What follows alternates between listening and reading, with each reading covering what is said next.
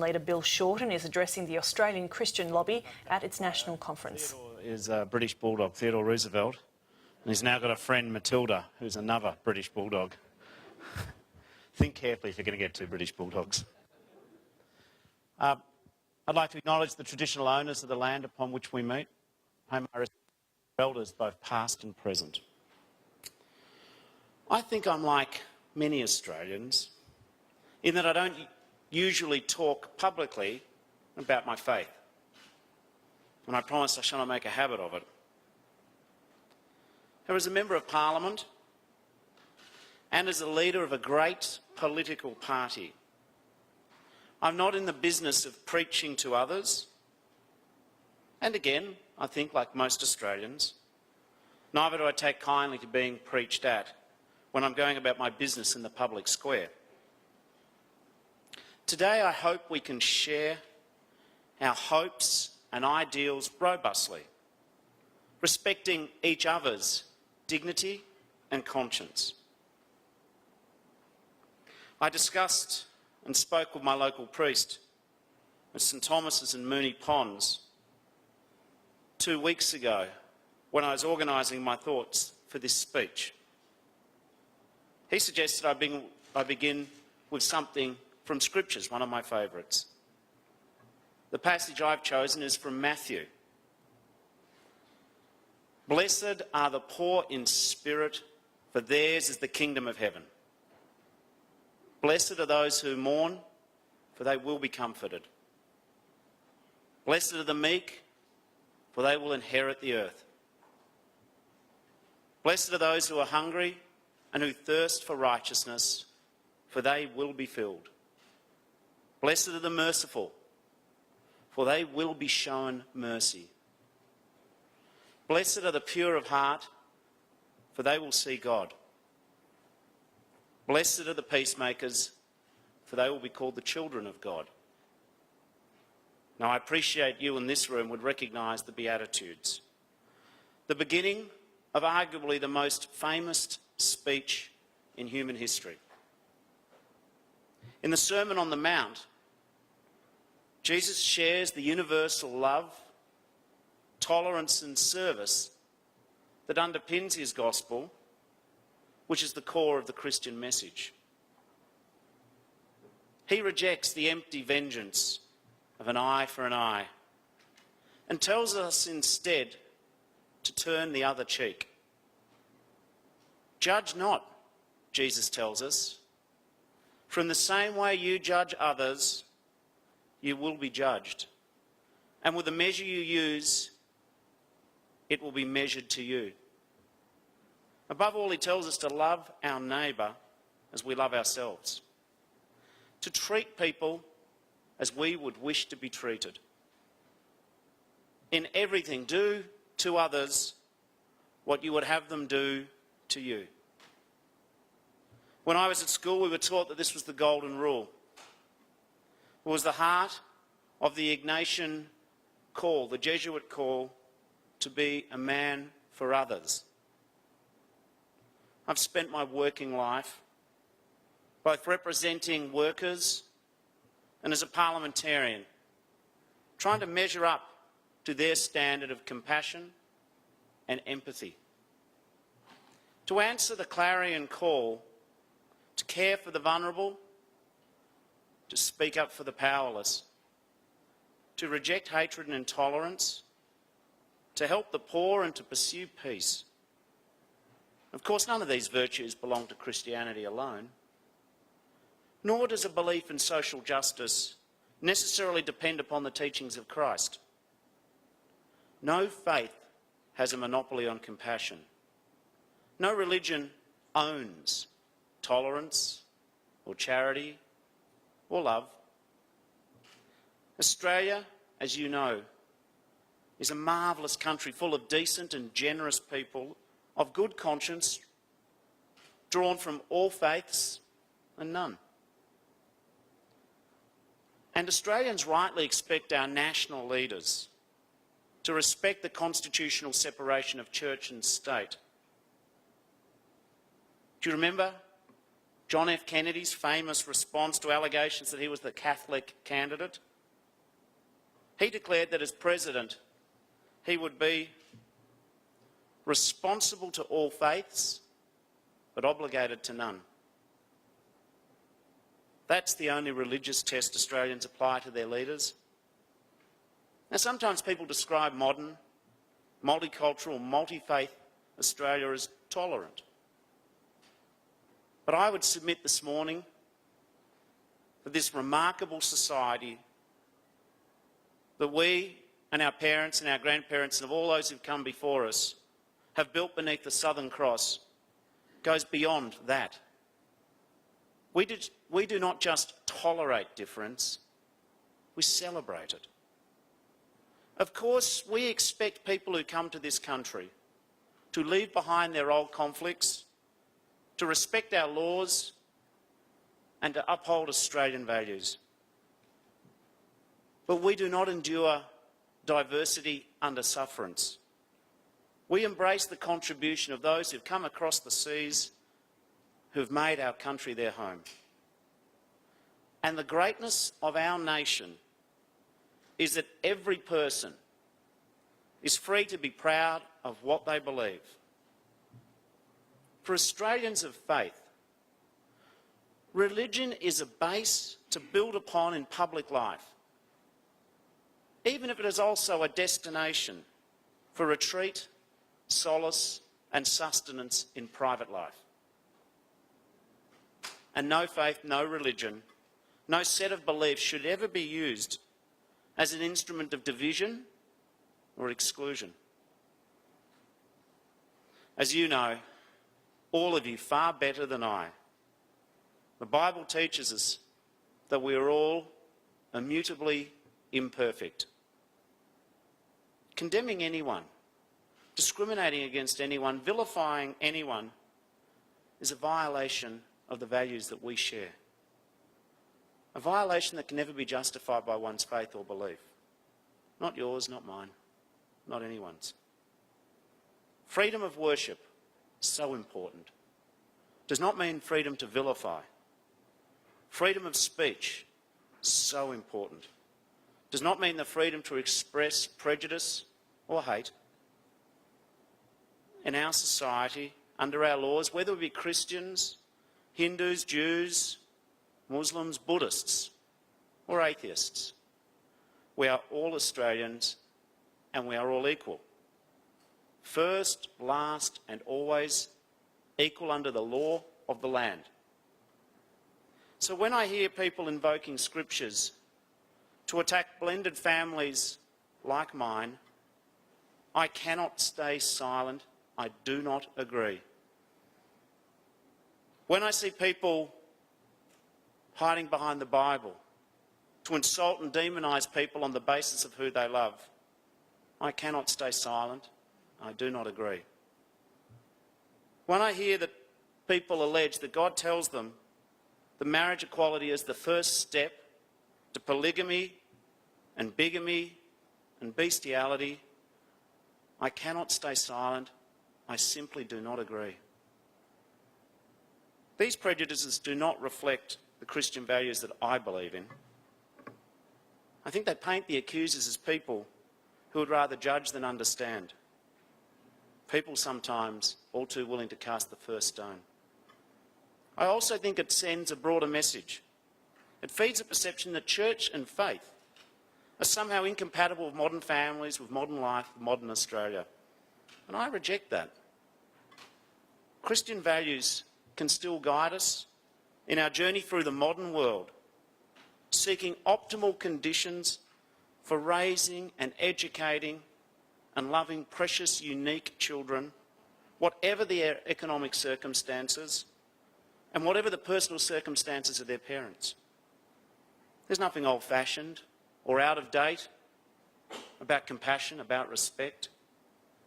There's nothing outdated about the idea of seeking peace, of caring for others, of contributing to your family, contributing to society and loving your family. There is nothing obsolete about treating everyone as we would wish to be treated ourselves. Indeed, it's never been more relevant, never more important. Friends, if we think that some of these points have some merit, if we agree that we have a duty to help the vulnerable, to speak up for the powerless, to gather those in who feel marginalised and excluded, how can we continue to draw a line based on who someone loves? How can compassion, charity, love, recognition and endorsement continue to be restricted to heterosexual Australia and the nuclear family? I do believe in God, and I do believe in marriage equality under the civil law of the Commonwealth of Australia. Now, I appreciate that many do not share the view I've just enunciated. And I recognise that for people of faith, for some, perhaps many people of faith, this is a most vexed issue. It is one of the reasons why Labor has made marriage equality a conscience vote in previous parliaments and indeed today. We are a free society. People, citizens, you are entitled to your views, and I'm happy to share mine with you openly. I'm a Christian and a supporter of marriage equality under the law. At its heart, marriage equality is a question of legal recognition and legal support for couples committed to each other, regardless of their gender. That's why my reason for voting for change in the last Parliament was based upon the broad ideal of equality, an Australia that includes everyone. I believe our current law does exclude some individuals. It says to them that your relationship is not equally valued by the state, that your love is less equal under the law. It can exclude couples who are already together in loving relationships and have been for many years and are entitled to have that love recognised equally under the law. And it excludes young same-sex attracted Australians. Young people who look at their government, look at their own society, and then look at themselves, and they see a system, a nation, which will not accept them or the person they may one day choose to hope to love. Whatever your and my or our views about marriage, and whatever our social views about how best to raise and educate children, I do believe that we currently have a law which discriminates against adult couples on the basis of who they love. Now, we must also be committed, I believe, to building the foundation for a fairer, more equal society, a more decent and a more generous world. As Pope Francis said in an open letter to the Prime Minister of the United Kingdom, David Cameron, on the eve of the G7 summit, and I quote, "Every economic and political theory or action must set about providing each inhabitant of the planet with a minimum wherewithal to live in dignity and freedom, with the possibility of supporting a family, educating children, praising God and developing one's own human potential." Now, with this remarkable statement, I don't think there is anything uniquely Catholic, nothing exclusively Christian about it, yet it is also entirely Christian. It is a view of the world that looks beyond the treasures stored up on earth, that rejects the ravages of unfettered mercantilism and empty materialism. Of course, governments also have a material responsibility. It's a responsibility to seek prosperity, to create jobs, to deliver the revenue that supports our great and good social democracy. But the distance and difference between a focus on creating wealth for the nation and accumulating wealth for individuals is vast indeed. There is a view popular in some quarters of Australian society that we have to choose between growth on the one hand and equality on the other. But they are mutually exclusive conditions. The Labor I lead believes and knows that equality is not the distant child of growth. It is the twin of growth. Equality does not just depend upon prosperity, it helps generate prosperity. I suggest this morning that everybody benefits when we include everyone. So over its proud 120-year history, while Labor's understanding of the means of achieving equality may have changed, our objective remains still true, still relevant. We believe in fairness, always have, always will. We still believe that a great nation gives everyone equal opportunity to fulfil their potential. A nation that reaches out a caring hand to those felled by the shafts of fate, that sees homelessness, poverty, loneliness as exclusions, as wrongs to be righted, not problems to be avoided. To borrow an analogy from one of my heroes, the Reverend Martin Luther King, he said, "A country should not tell a bootless man to pull himself up by his bootstraps." He believes that as a nation, he believed about the United States in 1963, that the nation was generous and wealthy enough to ensure that all were included. This is the Labor project, the big picture, the higher ground that we strive for. We believe in an inclusive Australia, an Australia at peace with its past, seeking to right the grievous wrongs of our history. An Australia that accords Aboriginal and Torres Strait Islander people a meaningful place of honour in our Constitution. And an Australia where constitutional recognition marches alongside closing the gap, extending opportunity and ending disadvantage. Where constitutional change brings new urgency, new energy, new vigour, renewed enthusiasm for economic, social and legal change. I am pleased to see that the ACL has given its full support to a defining political challenge of our generation. Now, the Labor mission's also been an international mission, always. We look outwards, we see and seek a role for ourselves in the world. As Ben Chifley said, we have a great objective, the light on the hill, which we aim to reach by working for the betterment of mankind, not only here, but anywhere we may give a helping hand. Half a century and more ago he said this, anywhere we may give a helping hand. This is a tray that your members share with the Labor movement and the vast bulk of the mighty Australian population, whatever one's politics. It's a moral code that does not let it be defined by lines on a map. It's a duty of compassion that reaches beyond those who carry an Australian passport. That's why I think many have been shocked by the toughness, indeed the savagery of the cuts to foreign aid. As you know, Labor has a view that there is unfairness in the most recent Abbott hockey budget, but the single biggest cut, in case you're not aware, was to foreign aid, to international development assistance. $1 in every 5 cut from Commonwealth expenditure has come at the expense of some of the world's most vulnerable people. And $7.6 billion is not just a line in the budget. $7.6 billion in cuts is the difference between 600,000 people having access to basic sanitation and sewerage, or the disease and sickness that comes from going without. And it's 180,000 children going to school or missing out.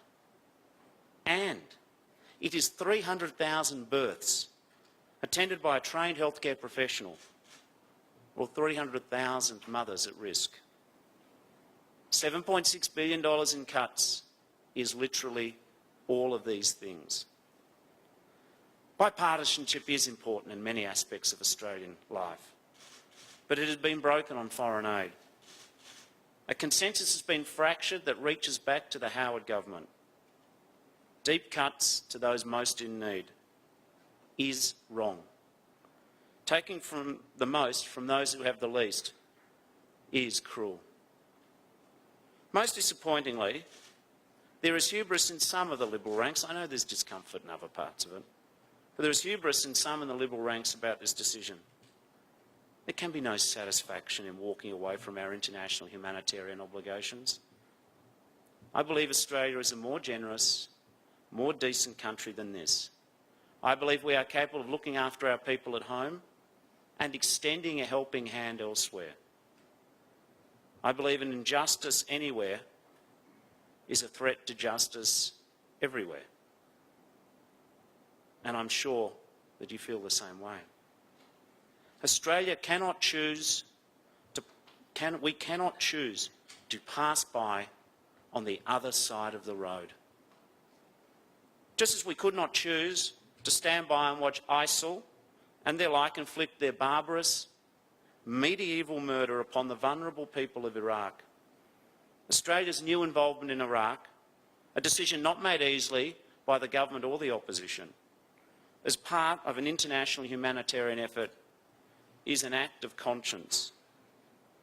The men and women of the Australian Defence Force are not in Iraq to pursue territory or power, but to protect the displaced and help the vulnerable. Australia's mission is not to assert the supremacy of one faith or one people, but to defend the rights of all faiths and all people. We cannot negotiate with poisonous fanaticism. We cannot cross the road and ignore the scale and the savagery of the atrocities, and we cannot cooperate with evil by refusing to support the vulnerable. Just as the swamp of terrorism cannot be drained by force of arms alone, the good we do, the humanitarian aid we can do, can go beyond military assistance. As a generous, prosperous nation, I submit made great in part by migration, Labor believes that Australia can play a greater role in the international effort to provide refuge to the persecuted. Nearly 2 million Iraqis have fled their homes in the face of the ISIL advance, and millions more displaced by the longer conflict in Syria. 200,000 people have been driven from the Syrian town of Kobani alone, joining hundreds of thousands already displaced by civil war: Yazidi, Assyrians, Manichaeans, Turkmen, Kurds and Shiites. And I acknowledge the work of ACL, organising Solidarity Sunday, with more than 400 churches around Australia praying for the persecuted. In government, Labor increased Australia's refugee intake under the humanitarian program to 20,000 places a year. Upon coming to office, the Coalition reduced that to 13,750. Now, the Minister for Immigration has recently announced that Australia will accept 4,400 refugees from Syria and Iraq. But so far that number appears to be included in the existing allocation of 13,750. Given the scope and the scale of the current crisis gripping the region, Labor believes that as a starting point, those seeking refuge from the current crisis in Iraq and Syria should be taken in addition to the existing allocation, and we hope that the government arrives at that same view. And the same humanitarian calling that compels us to act in Iraq demands that we make a meaningful contribution to the fight against Ebola. Desperate people need our help, our resources, our expertise. We cannot stand by and watch. And waiting until the problem comes closer to our shores is not a strategy. Friends, these are challenging times for our nation and our world. In 2014, terrorism has a new face and a new flag. But beneath it march the same enemies: war and death, hatred and suspicion, fear and distrust. The new scourge of Ebola threatens Africa, but we can trace its roots to the old afflictions of poverty, injustice, want and deprivation. Extremism threatens our social cohesion. seeking to inflame the prejudice and intolerance that it feeds upon. For all of us, the way forward is clear, and so is our responsibility. I understand that not all of the views I've outlined today will be accepted by the Australian Christian lobby. But I also believe the tenets of our shared faiths and our philosophical worldviews can help us shape a free, democratic and confident nation in which the dignity of all persons is enhanced by laws and policies determined after mature political deliberation. My wife Chloe suggested I conclude with a quote that we both find personally uplifting and inspiring from John Wesley. It's one we repeat to our children.